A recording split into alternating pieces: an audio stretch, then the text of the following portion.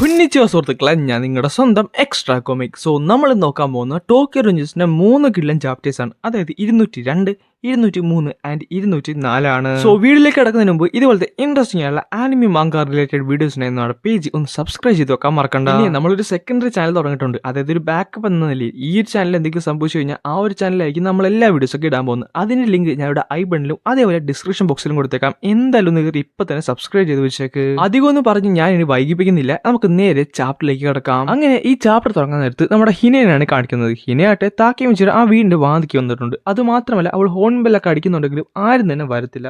അവസാനം പുള്ളിക്കാരുടെ കയ്യിലുണ്ടായിരുന്ന ആ ഒരു താക്കോൽ ഇട്ടുകൊണ്ട് അതിന്റെ അകത്തേക്ക് കയറുവാണ്. അവന്റെ റൂമായിട്ട് ആകെപ്പാട് അലങ്കോലായിട്ട് വൃത്തികേടായിട്ടൊക്കെ ഇങ്ങനെ കിടക്കുവാണ്. അവൾ പറയുന്നുണ്ട്, ആകെപ്പാട് 2-3 ദിവസമാണ് ഞാൻ ഇവിടേക്ക് വരായിരുന്നു. അപ്പൊ തന്നെ ഈ റൂമിന്റെ അവസ്ഥ നോക്കണം, എന്തായാലും ഇത് ക്ലീൻ ചെയ്യാൻ സമയം എന്ന് പറഞ്ഞിട്ട് പുള്ളിക്കാരി പെട്ടെന്ന് തിരിയാൻ നേരത്ത് പുള്ളിക്കാരെ കഴുത്തിലുണ്ടായിരുന്ന ആ ഒരു മാല പൊട്ടിപ്പോവും. അത് നമ്മുടെ താക്കിമിച്ചി മേടിച്ചു കൊടുത്തൊരു മാലയാണ്. അവിടെ നിന്ന് നമ്മുടെ മൈക്കിയുടെ അടുത്തേക്കൊക്കെയാണ് പോകുന്നത്. മൈക്കി ചോദിക്കുന്നുണ്ട്, താക്കിമിച്ചി ഇതൊരു നല്ല ഫ്യൂച്ചറല്ലേ, നീ എന്തിനാണ് വീണ്ടും ഇങ്ങോട്ട് വന്നത്? പെട്ടെന്ന് താക്കിമിച്ചി തന്റെ പോക്കറ്റിൽ കയറ്റി ഒരു കത്തെടുത്ത് മേലിലേക്ക് ഉയർത്തുന്നുണ്ട്. ഞാനിത് നിനക്ക് തരാൻ വേണ്ടിയാണ് ഇത്രയും കിടന്ന് കഷ്ടപ്പെട്ടത്.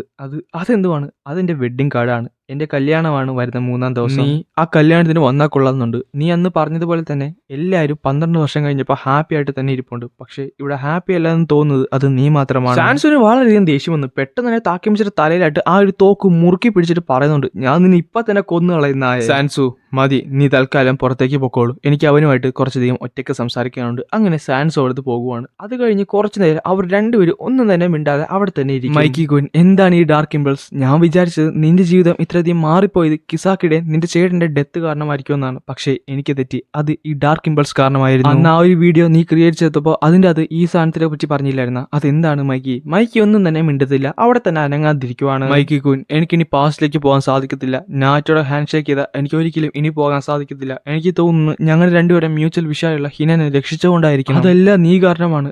പറയാതിരിക്കാൻ പറ്റത്തില്ല. ഈ ഫ്യൂച്ചർ വളരെയധികം വ്യത്യസ്തമുണ്ട്. എല്ലാവരും രക്ഷപ്പെട്ടു. കാര്യം നീ എല്ലാവരും രക്ഷിച്ചു, നിന്നെ മാത്രം നിനക്ക് രക്ഷിക്കാൻ സാധിച്ചില്ലെന്ന് പറഞ്ഞിട്ട് താക്കിമിച്ചി പതുക്കെ അവിടെ നിന്ന് എഴുന്നേക്കുന്നുണ്ട്. എന്നിട്ട് തിരിച്ചു പറയുന്നുണ്ട്, ഞാൻ എന്തായാലും അതുകൊണ്ട് നിന്നെ രക്ഷിക്കാൻ തീരുമാനിച്ചു. പെട്ടെന്നായിരുന്നു താക്കിമിച്ചി ആ ഒരു സൗണ്ട് കേൾക്കുന്നത്. അതാകട്ടെ ഒരു വെടിയുണ്ടയുടെ സൗണ്ട് ആയിരുന്നു. താക്കിമിച്ചി നോക്കാനടുത്ത് മൈക്കിടയിൽ ഒരു തോക്കുണ്ട്. അടുത്ത സെക്കൻഡിൽ തന്നെ അടുത്ത വെടിയുണ്ടേ വന്നു. അത് താക്കിമിച്ചിയുടെ ശരീരത്തേക്കായിരുന്നു. താക്കിമിച്ചി വേദനയോട് നേരെ താഴത്തേക്ക് വീഴുന്നുണ്ട്. ഒന്നും തന്നെ മിണ്ടാതെ താക്കിമിച്ചിയുടെ പുറകിലേക്ക് മൈക്കി വന്നിട്ട് വീണ്ടും അവനെ വെടിവെക്കുന്നുണ്ട്. ഇതേ സമയം നമ്മുടെ ഹിനയാട്ടെ അവന്റെ വീട്ടിൽ താക്കിമിച്ചിയുടെ വീട്ടിൽ എല്ലാം തന്നെ ക്ലീൻ ചെയ്ത് താക്കിമിച്ചിനെ വെയിറ്റ് ചെയ്തിരിക്കുവാണ്. താക്കിമിച്ചി മുട്ടുകുത്തി നമ്മുടെ മൈക്കിയുടെ ഫ്രണ്ടിൽ എങ്ങനെ ഇരിക്കുവാണ്. അപ്പൊ മൈക്ക് പറയുന്നുണ്ട്, ഞാൻ പറഞ്ഞില്ലേ ഇതായിരുന്നു എനിക്ക് കാണാൻ താല്പര്യമില്ലാത്തൊരു കാര്യം എനിക്കറിയാമായിരുന്നു ഇങ്ങനെയൊക്കെ തന്നെ ഇത് സംഭവിക്കത്തുള്ളൂ. അതുകൊണ്ട് നിന്റെ ജേർണി ഇവിടെ എൻഡ് ചെയ്ത് താക്കിമിച്ചി. പെട്ടെന്ന് താക്കിമിച്ചി ആ ചോരയിൽ കുളിച്ചുകൊണ്ട് അവിടെ കിടന്ന് പറയുന്നുണ്ട്, ഞാൻ നിന്നെ രക്ഷിച്ചിരിക്കും.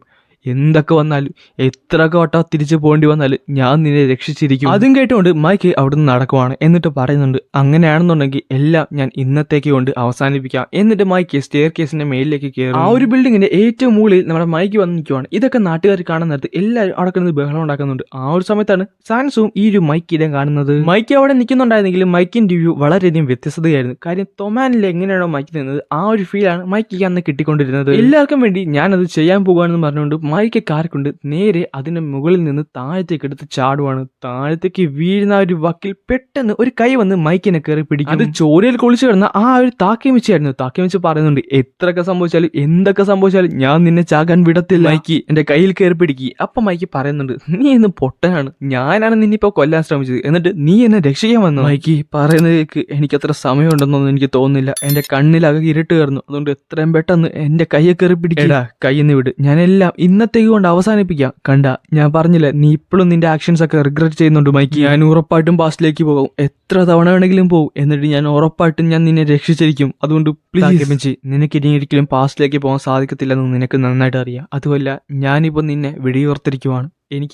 എനിക്ക് മരിച്ചാൽ മതി. നീ എന്നെ സമാധാനത്തിൽ ഒന്നും മരിക്കാൻ വിടാതിരിക്കണമെന്ന് പറഞ്ഞുകൊണ്ട് ദേഷ്യത്തിൽ സങ്കടത്തിൽ താക്കിമിച്ച് കിടന്ന് കാറുവാണ്. എന്നിട്ട് പറയുന്നുണ്ട്, നീ അല്ലെങ്കിൽ എപ്പോഴും ഇങ്ങനെ തന്നെയാണ്. ആരോടൊന്നും ഷെയർ ചെയ്തില്ല, ആരോടൊന്നും പറയത്തില്ല, എല്ലാം ഒറ്റയ്ക്ക് ചുമക്കാൻ നോക്കും. മാഞ്ചറോ ഒരേ ഒരു തവണ നീ എന്നോട് പറഞ്ഞാൽ മതി നിന്നെ ഒന്ന് രക്ഷിക്കാനായിട്ട്. എത്ര തവണ വേണമെങ്കിലും എന്ത് സംഭവിച്ചാലും ഞാൻ നിന്നെ ഉറപ്പായിട്ടും രക്ഷിക്കും. അതുകൊണ്ട് ഒരേ ഒരു തവണ മാഞ്ചറോസാനോ, ഒരേ ഒരു തവണ. ഇത് കേൾക്കാൻ നിർത്തി നമ്മുടെ മൈക്കിയുടെ കണ്ണുകൾ പതുക്കെ നിറയാൻ തുടങ്ങും. എന്നിട്ട് പുള്ളിക്കാരൻ പറയുന്നുണ്ട്, എടാ എന്നെ രക്ഷിക്കണം. ആ ഒരു സെക്കൻഡ് അവിടെ രണ്ടുപേരും കൈകൾ ഇങ്ങനെ കൂട്ടിപ്പിടിച്ചിരിക്കുവായിരുന്നല്ലോ. പെട്ടെന്ന് തന്നെ താക്കിയമിച്ച് ടൈം ലീപ്പ് ചെയ്യും. ഫുൾ ഇരുട്ടാകും. അവിടുന്ന് ഇവിടുന്ന് കുറെ ഇതേ ശബ്ദങ്ങൾ കേട്ട് താക്കിയമിച്ച് കണ്ണു തുറക്കും. കണ്ണു തുറക്കാൻ നേരത്ത് പുള്ളിക്കാരൻ കരഞ്ഞുകൊണ്ടിരിക്കുകയാണ്. ഡേറ്റ് നോക്കുന്നുണ്ട്, 6th ജൂൺ 2008. താക്കിയമിച്ചിട്ട് അമ്മ കിടന്ന് കാറുന്നുണ്ട്. ചേർക്ക എഴുന്നേക്ക്, നീ ഹൈസ്കൂളിലായി, എത്രയും പെട്ടെന്ന് എഴുന്നേറ്റ് റെഡിയായി പോകാൻ നോക്കും. അങ്ങനെ നമ്മുടെ താക്കിയമിച്ച് അവസാനം ഒരു തവണ കൂടി ടൈം ലീപ്പ് ചെയ്തിട്ടുണ്ട്. സത്യം പറഞ്ഞാൽ സീസൺ 3 അവസാനിക്കാനത് ഈ ഒരു ചാപ്റ്റർ കൊണ്ടായിരുന്നു. സോ വീഡിയോ ഇഷ്ടപ്പെട്ട പേജ് ലൈക്ക് ചെയ്യാനും അതേപോലെ സബ്സ്ക്രൈബ് ചെയ്യാനും നിങ്ങളുടെ ഫ്രണ്ട്സിനെ ഒന്ന് റെക്കമെൻഡ് ചെയ്യാനും മറക്കണ്ട കേട്ടോ. സോ എന്തായാലും അടുത്തൊരു വീഡിയോയിൽ കാണാം.